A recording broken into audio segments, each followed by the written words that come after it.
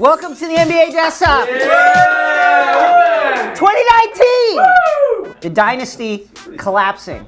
Here's Draymond Green bouncing a pass off your own teammate's head. Good. You got to have your hands up. That's a good pass. A little high, just like Klay.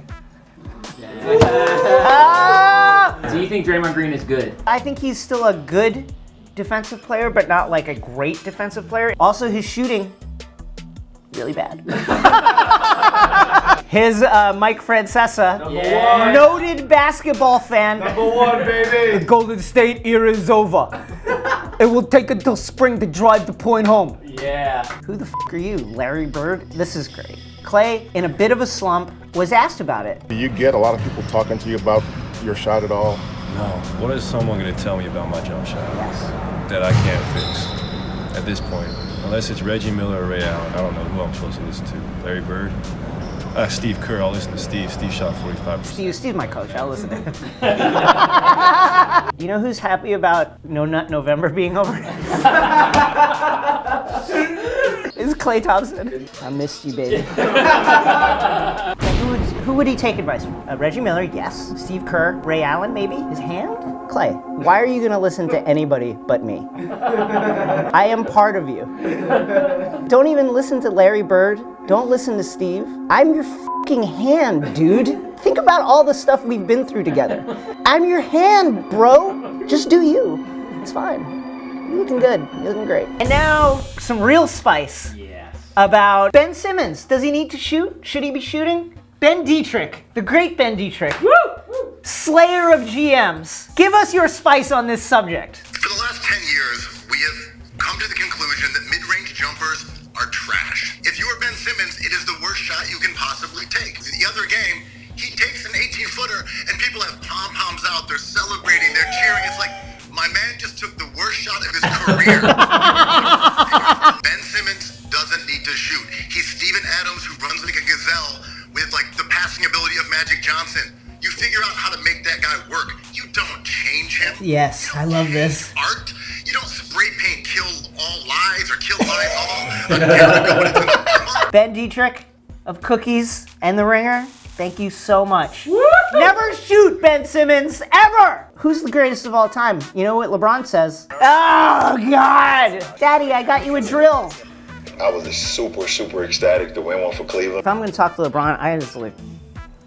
And then after I stopped, I was like, that one right there made you the greatest player of all time. Ah! Let's go to various people who were never even close to the greatest of all time. Chris Webber, do you have thoughts? I've never heard one of the greatest say they were the greatest of all time. Yeah. I've never heard one of the greatest say that they're the greatest. I am the greatest. Okay, that's next. What does Kevin McHale have to say? Yeah. I think LeBron is a great player. Yeah. Oh, wow. I just think that's disrespectful, honestly, to Bill Russell. Kevin McHale knows a lot about respectful speakers.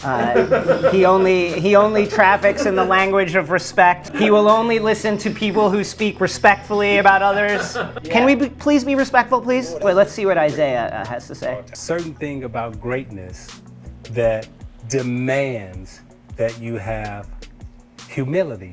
I gotta say, one thing that you gotta say about Michael Jordan, humility.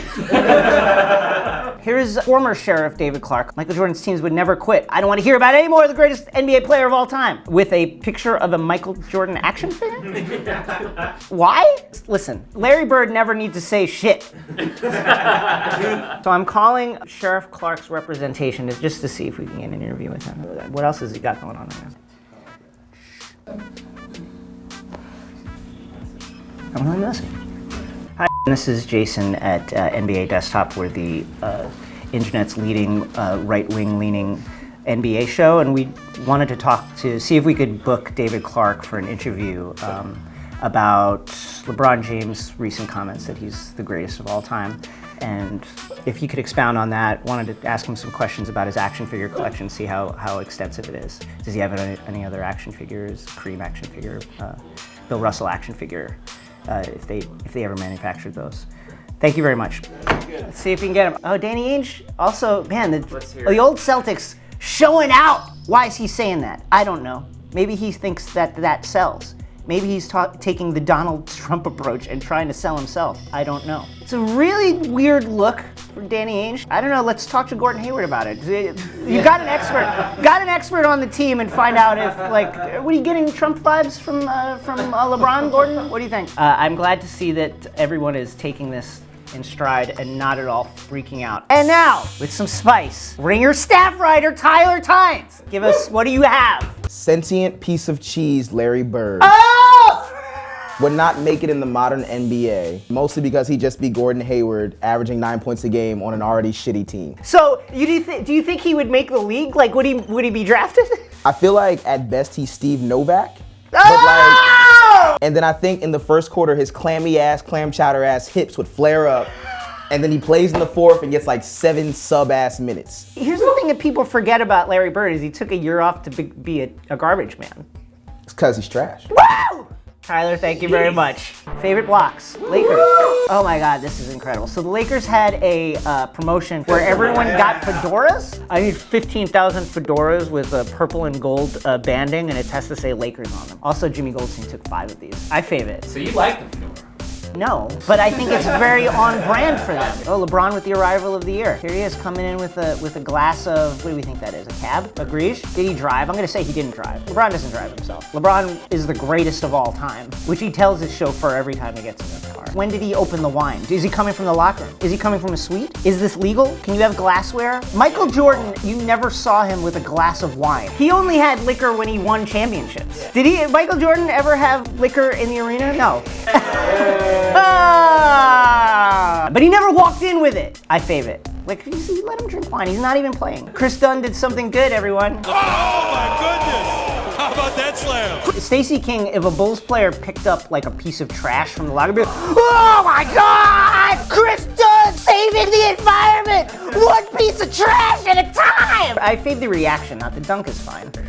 Here's Luka. Because this is the Ringer and we have to talk about A Star Is Born. I fave it. And now, to peer through the gauzy veil that separates us from the mysterious future, is the NBA Desktop's own witch, Ariana Lenarsky of Dream City Tarot. Hi, everybody. To tell us what will happen in the future. Ariana, let's begin with, there's been a lot of talk about Markelle, what's going on with his shoulder. Will we see Markelle Fultz play this year for the Philadelphia 76ers? Let's find out. Yes, we will. Oh! This is like a celebration. This is like he's gone through the hardest parts of whatever he's gone through. This is what you see when there's like really a happy. celebration. Wait, hold on. Okay. It's a celebration. He's celebrating? He's celebrating. Are you sure he's not celebrating that he doesn't have to play basketball? That could be it too. Yeah, maybe I should just say he'll be happy. He's going to be happy. That's really what's most important. LeBron James recently made statements saying that he considers himself to be the greatest of all time. When it's all said and done, will LeBron James be considered the greatest of all time? This is big. Wow. Danny Ainge, I hope he's watching. This is a tough one. This is a tough one. Honestly, the deck is like, I don't know. But, well, no, I wouldn't say I don't know. It's more like, really hard to say, isn't it? Tell us about this card. This card is about mental force. It's really a card that's saying, well, let's really think about it. Let's be as logical as we possibly can be about this. Even the That's universe. what that says. Not sure. So this one I'm actually terrified of. The Knicks, it would be great if they could get the #1 pick so they could draft Zion Williamson. Will that happen? Okay. Yes, it will. Oh, come on. Is that really? Yes. Tell me more. This is like the celebration and joy and happiness and like. Remember this episode of NBA But I will say it's also a 3, so it could be going towards the 3rd pick. Listen, anywhere in the top 3. I don't want to stress you out. 99.9% sure you'll get a top 3 pick, but it looks happy either way. This is the card of like pure joy, pure excitement. Ariana, thank you so much. You're so welcome. Universe, are you with me? Yes. Apparently so. You've been awful ventriloquist. What are you talking about? Is it not? Everything was opposite. It was it? It was funny. Link it up. Do it in post.